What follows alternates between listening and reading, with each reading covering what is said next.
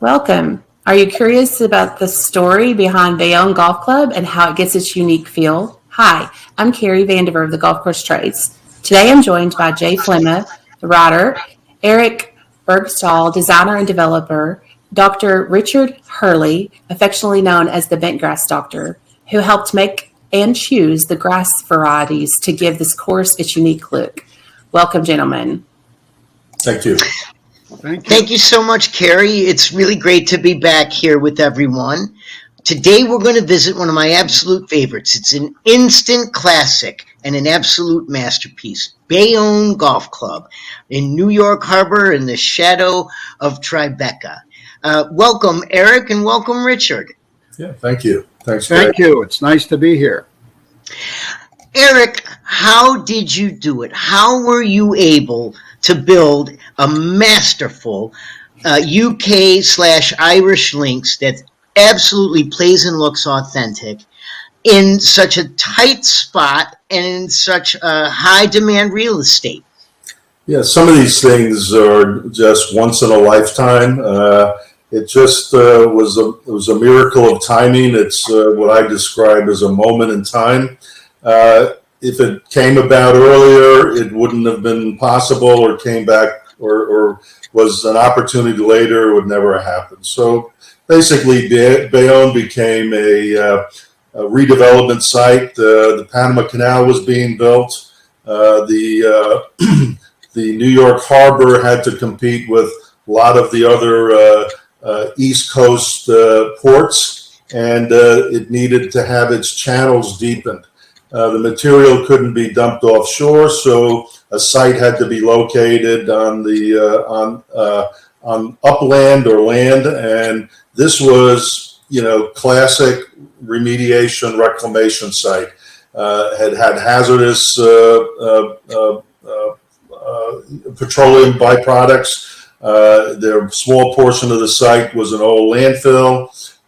That's kind of what happens on some of the older shorelines of New Jersey. So, unique spot. We're looking at New York City. We imported dredge material by barge, processed it with concrete or Portland cement to create a stronger base that became impervious. So, in cleaning up and remediating the site, it also became a base for a golf course that we added elevation to and created something nice. So again, moment in time, couldn't do it now. There's no land and real estate for this to do this. And you're again looking at New York City. You're 4 or 5 miles from Manhattan. You're a few miles from Newark, which is the largest city in New Jersey. So a very unique opportunity, and glad to be part of this. We're looking right now at a photo from the build, actually, circa 2003, 2004. Take us through this photo and show us exactly how difficult this was, not just to move the earth around, but to design and route the golf course as well. Yeah, it's, I tell people that it's almost like, Disneyland, how this was created, because if you take some of the great modern courses that are being built today, look what Kaiser's doing, in Bandon and some of these remote areas.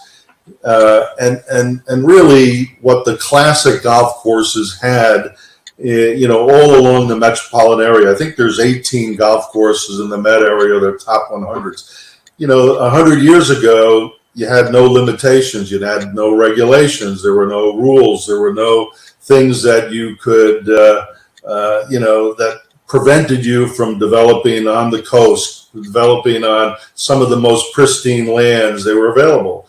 And so, today you have to go far away. The great courses in the New York metropolitan area are older, 100-year-old. This happened because it was a contaminated site. So, routing was really a function of the material coming in. So it was a blank canvas. It's the elevation of the property. The main section was 10 feet. We raised it to nearly 100 feet. The clubhouse sits at elevation 90. So 7 years of importing about 1 million yards a year. What you're looking at is the dredge material that has been dumped on the site that was mixed with 10% Portland. Almost looks like topsoil. Interesting thing for the superintendents, a weed wouldn't grow in this, not a single weed. So as we go through this interview, this was the base, this was underneath everything, and then clean material had to be put on it. This golf course was built and shaped and constructed probably 5 times. Big cuts, big fills, drainage. It had to be reshaped. It had to be, irrigation had to go in. The site had to then be capped with clean material, a minimum of 2 feet. And then that material came from all different sources. So the pH was different with every truckload, and then capped with sand. That's where, that's where Dr. Hurley came in, and the brilliance of all the glassing and turning this into something that is healthy. There's 4,000 catch basins. There's 18 miles of drainage pipe, all to get this thing to grow well and look like you were in Scotland or Ireland or UK. So that's where this is. Dr. Hurley, give us your first impressions when you walked onto the site. Well, it was early on when I first got involved. It was probably around 1999 when all this dredge material was being brought in. What Eric was working from is he had a basic routing plan, and he had elevation set where you see in this picture, the hills in the background. Well, all the hills had to reach certain elevations by the plans. And what we're looking at here in this picture, that might look like topsoil, but it's not. That's all dredge at this stage. And I believe that looks like the 13th hole being shaped, or the 18th hole, one or the other. But because it was sterile, everything had to be capped with 2 foot of soil. And when we use the term topsoil, that's a very loose term, because they would access material that was from either new buildings being constructed, and they had to dig out a basement, or they were doing a gas station and they had to get rid of material. Could be construction debris, but there were trucks that was coming in, probably 225 trucks a day, that were bringing in material from 1998, 99 through to 2003 to cap all of this material. So it was really hard, because you first had to do the basic contours, then everything had to be covered with 2 foot of topsoil. And then we made the decision that all the fairways, if we really wanted it to drain well and fast and firm, we had to bring in sand. So the fairways are capped with 8, 10 inches, 12 inches, some cases 2 foot of sand from toe of the slope to toe of the slope. And so you asked me my first impression. This was just a long story. Eric kept having the regulatory agencies tell him that he can't do certain things, and then Eric very quietly would do it anyway, and challenging them to make him stop. But I heard the story a slightly different way. What I heard was, because of the narrow egress and ingress, Eric would have to, and Eric, you can correct me, Eric would give a plan for the routing of particular holes, and they would say yes or no, and if they said no, he had to go back to the drawing board. But the story I like the most is how they had to build the golf course from one end back, because there's only one way in and out of that small parcel of land, only 130 acres. And it says, Eric, why don't you tell us a little bit about that process of actually sequencing the holes? Well, again, I probably routed 40 plants. And what Rich is telling you was, we didn't just go against what, the environmental groups wanted. We argued our point and really, fought very hard to, win the day with what we thought was right. And by and large, we did. For example, the 16th green, that's been recognized, that 16th hole by the Met and nationally is one of the best golf courses, certainly the Met section and in the country. Well, that green and that green complex was created to accept all the dredge material from the harbor. There's a channel, it's deep water, and you're looking at it right there. Well, the original approvals, we were told we had to remove that area, which is roughly 300 feet by 300. Well, that's the location of that green. It would have and by the way, that's the location of the back tees for 17. That would have significantly impacted the quality of this golf course and everything we did. So, we argued very strongly that we need to have this and keep this, and reluctantly the agencies that regulate our development agreed to do that. So you're looking at the 16th hole. That's where the significant amount of dredge came in. Most of that material was offloaded there from barges into a pug mill that was mixed with the Portland, and roads were created from that point to all over the property to bring that material in. And that was the final capping material. What I talked to you about before was that material is impervious. On the other end of the site was the first hole, the entranceway, which was really the last part of the first hole was the last hole built, and other types of materials came in there, but we did get dredged by truck too. So the significant portion was dredged, and then obviously the capping material was trucked. All that came in from the front entrance. Again, just to describe how the remediation worked, slurry walls were built down from the perimeter. That slurry wall was bentonite. That did not allow water to leave this site. So we talk about the inverted bathtub. When we put the dredge material, a minimum of 2 feet on everything we imported, that was mixed with Portland cement, that created a 10 to the -5 impervious ratio that basically made it so that no water could come in, no water could leave by itself, and we manually pump water off the site. I think it's around 60,000 gallons a day. Any water that's in this. So it's a significantly improved environmental situation. And now you have really a world-class golf course. So many wonderful things happened here once in a lifetime.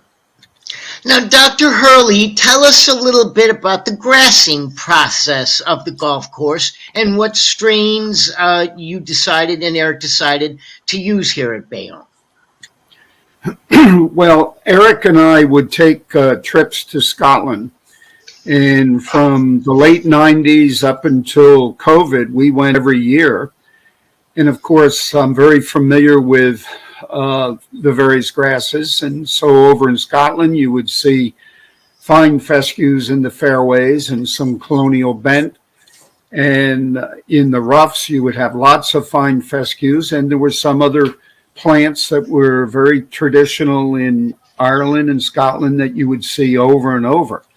So we wanted to create that at this location. So the fairways were seeded back in 2005 with a combination of Chewings fescue and colonial bent. And so today, 17 years later, the fairways are still the same. They're Chewings fescue and colonial bent, and very much the Linksland look. The greens the greens were seeded to 50% creeping bentgrass and 50% velvet bentgrass. Now, we wanted the old-time mottled look. That's why we put that combination together, because the velvet bentgrass is finer in texture and a little lighter in green, and so you have the patches that you would see in an old school type situation. All the hills and mounds were seeded to a combination of hard and chewings and creeping red and sheep fescue in a combination. And in this picture, you see some of the plants. There was over 50,000 plants that were established. And here, 17 years later, we can see the ones that we like the best. Junipers do very well on this site, and junipers give that gorse look, that look of Scotland and Ireland, and they grow extremely well in this environment. And some of the most beautiful plantings are the junipers, and we use 3 different types. We used the blue rug type that was very petite and growing along the ground, and we used Sargent junipers that were a little more robust, and then we used the Hetz junipers that were quite tall. And so junipers look good. The Mugo pines, we planted quite a bit of Mugo pines to give that scrubby look. We use spirea. We also used a grass called blue lime or sea lime grass. You find that natural and native in Ireland and Scotland, and we planted that vegetatively, and you'll see that today in a lot of the hills and the mounds. There's one of these pictures, let's see if I can find it, that was taken right after we did the seeding in 2005. Let me just back up and find that. There's some of that sheep fescue. I don't see any blue lime there, but that sheep fescue, where that was seeded around the bunkers. I think I see my ball in that picture. There's a panel. This was taken right after the seeding, the summer seeding. This was September 29th. You see the 8th fairway there growing in, so that's chewing fescue and colonial bentgrass. On the hills and mounds, so I went out and spray painted areas to be planted. That's a lot of spirea that you see there. And we tried to put them in groupings and put them in areas that were pretty much out of play. It adds a beautiful dimension and an extra layer of color as well. Okay, you get a number of different colors, a number of different types of grasses as well. It's a 3-dimensional effect as well as a beautiful canvas. Yeah. Another thing you'll notice is that today, when you go there, even though everything is totally man-made, when you look at the hills and the mounds, they look very realistic. While you're looking, Eric, what is the key to making a manufactured lynx look and play like an authentic lynx? Well, I think lynx in its character and nature is something that man doesn't create. So nature has to create it. So philosophically, from a point of golf and the aesthetics of golf, and when you have a blank canvas and you have 7 million yards of material, and then you have a site, frankly, that had a larger area and then a rectangle. The rectangle was very difficult to make the golf course, work and play well and look natural. So the advantage was we had, pretty much an unlimited supply of material. Took a long time, took a lot of patience, but very few parallel fairways. But where we got stuck on a few fairways that needed to be parallel, the elevations are not divided by dunes. We raised the fairways, we raised the grades and dropped the grades down on the next parallel fairways, so that each of those holes have their separate identity. Each of those holes look like nature created them, and so the dunes that are there aren't just dividing holes. The fairways and the elevations are changing, and every hole has a different nature and a different character. So I look at what interested me in great golf course is a variety of golf holes, long and short, variety of up and downs, a variety of left and right. So if you have a bunch of different holes and different shots, there you're looking at, the picture there, the last picture, Jay, was hole 4, hole 5, and hole 6. Hard to tell from here, but the grades of those are 30 to 40 feet difference between greens and the landing areas. And then hole 7 is further down, which is another 40 to 50 foot lower than the highest point. So this was a parallel fairways, but they're still separated by elevations, which are important. And you also used another old school technique of crisscrossing, a very charming aspect that's been used to great success by designers such as Tillinghast and Deborah Emmett and Alistair McKenzie. Well, what happens is if you're playing the Irish Scottish links courses, many of them are crisscross. I mean, there's courses where you're hitting over a tee is hitting over a green that you just played. I mean, there's places all over that have that. So, golf in Scotland and Ireland was traditionally a walk in the park. Today the designers would be creating and looking at, the liability of things too close, and how do you have proper separation? Well, the advantages we had here were on a small property, 135 acres of upland. We have a driving range hitting into the Hudson River and a short game area. So all of that 130 acres plus is used for golf.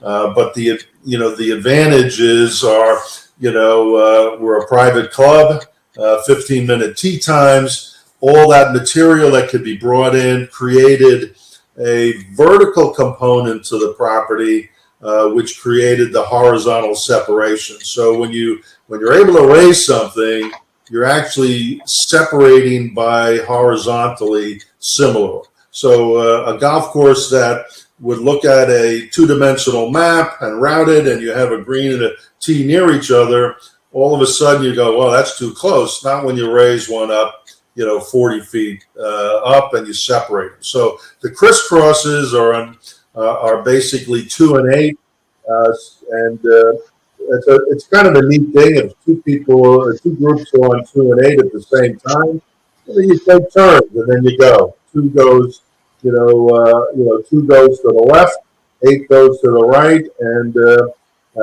they're separated that way. Hole number 9, there's a carryover of hole number 8. You'd normally never do that, but it's only the championship tee and the blue tee.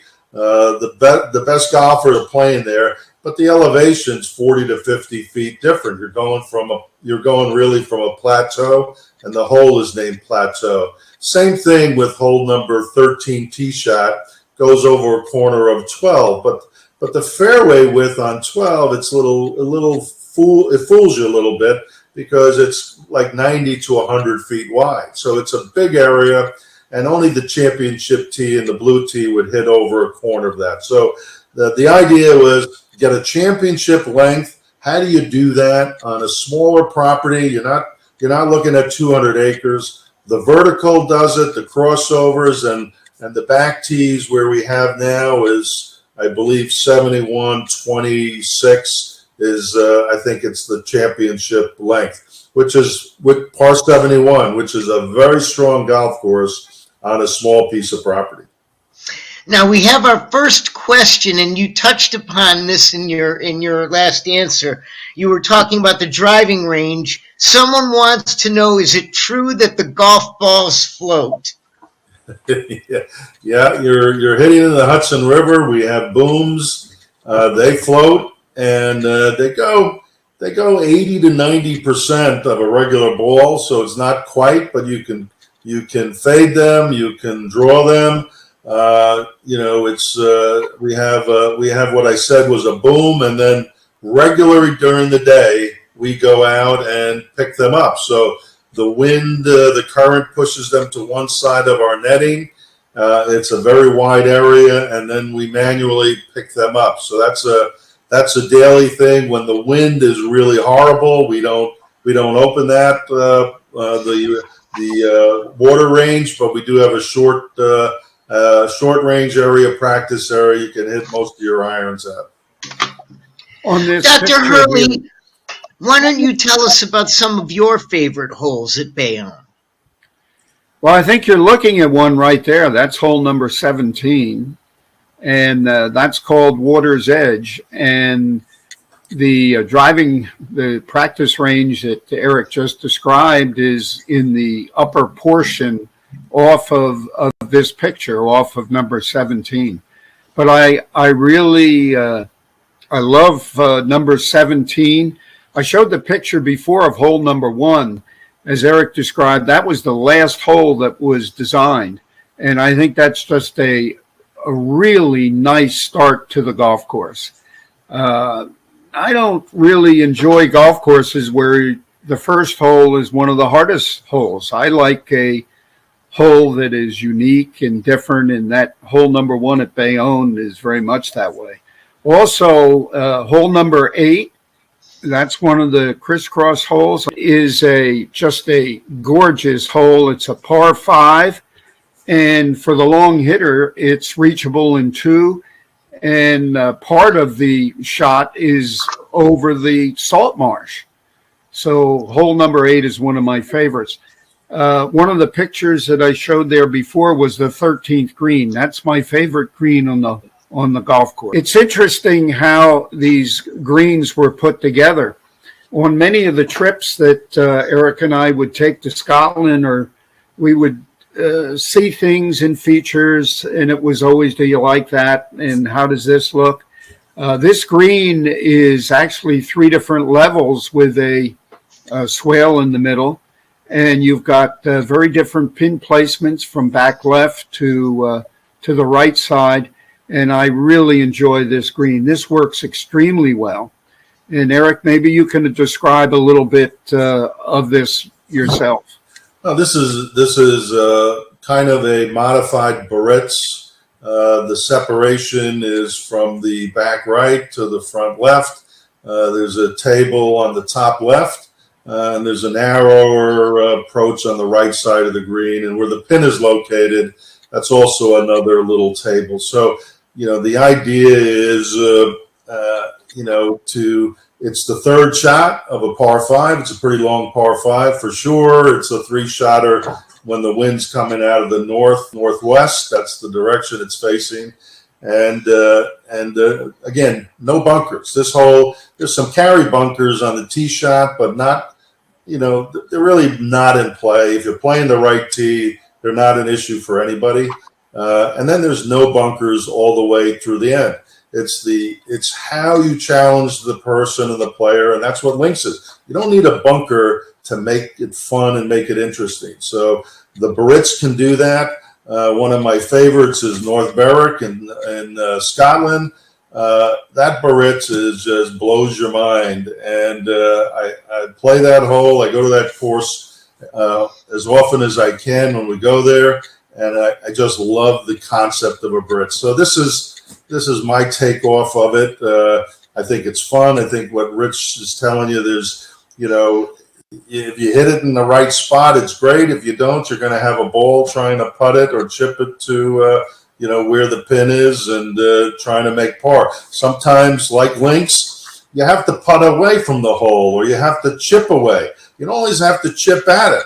And if you have opportunities to go do that type of thing, it's like a bank shot in basketball. The old timers used to do the bank shots, which I love doing. But now links gives you that idea and that concept. Be creative, do things differently. That's what we've had to do at Bayonne. We have the wind, which I think is just a classic part of links. You know, great golf course. If you're a private club, okay, it's your home course. You play it every day, okay. What makes a great private club? What keeps you coming back every day? Well, links makes you play it differently every time. The wind comes in different directions. You're never playing the same course the same way. It's always challenge you differently. And I think that's happening at Bayonne, and I think that's why, all our members love it. This picture, what we're looking at, there's very different stories to tell.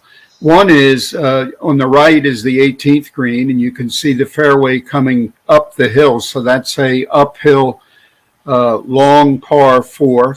And on the left, that's the 15th green, and that's a short par 4. But one of the interesting things, look how close those greens are together, but they're separated by that carriage road.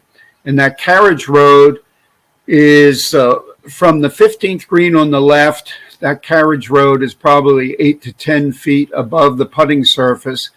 And then on the 18th green on the right, it's similar, 8 to 10 feet above.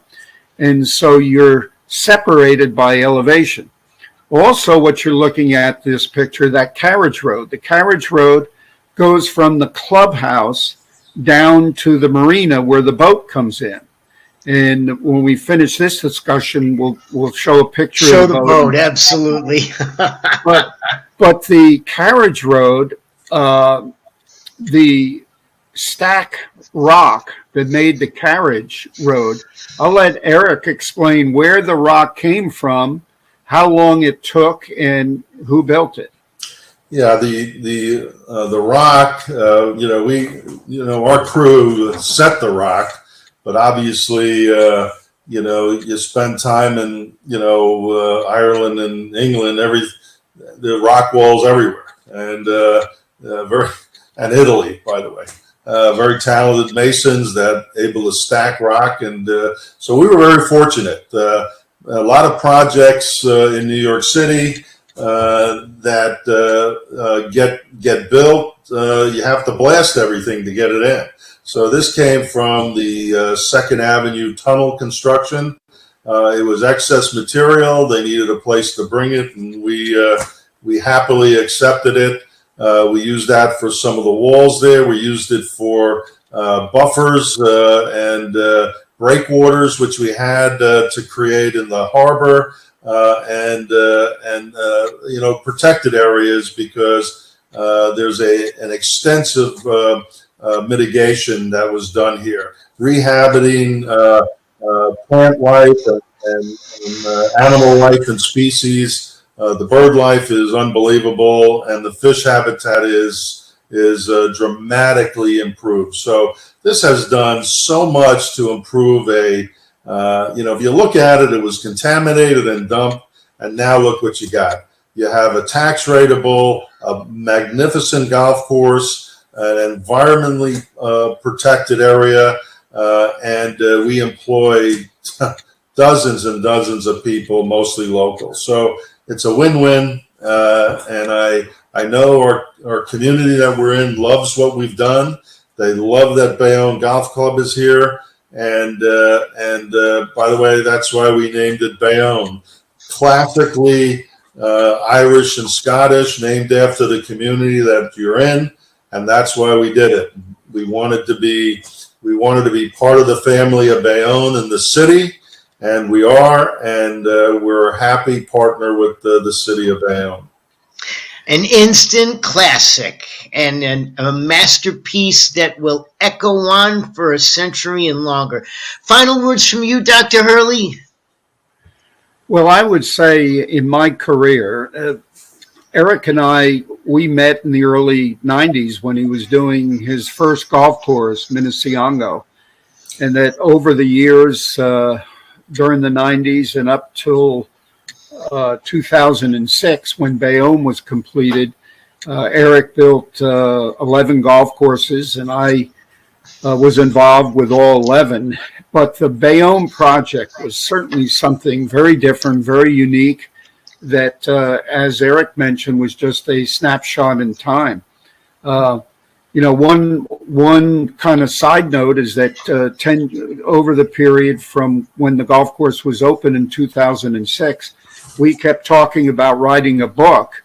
And so in 2018, I wrote a book, and that's what this is, the Bayonne Golf Club. And it's titled A Most Audacious and Improbable Journey. So this coffee table book is available in the clubhouse. And this was really a labor of love, because during that 10-year stretch, it was just amazing to see this facility morph from a pile of dredge into what it is today, which is truly a masterpiece. And every time I come on site, I'm still amazed at what I see. Well, fellas, thank you so much, and thank you, Golf Course Trades, everybody. It was wonderful to have you join us for this. We'll see you in a month. We're going to be bringing Dr. Hurley back to talk a little bit more about his other various projects and a brand new product he's got called 007XL. For Golf Course Trades and Jay Flemma Sports Report and Golf Newsnet, I'm Jay Flemma, and we'll catch you next time. Thank you.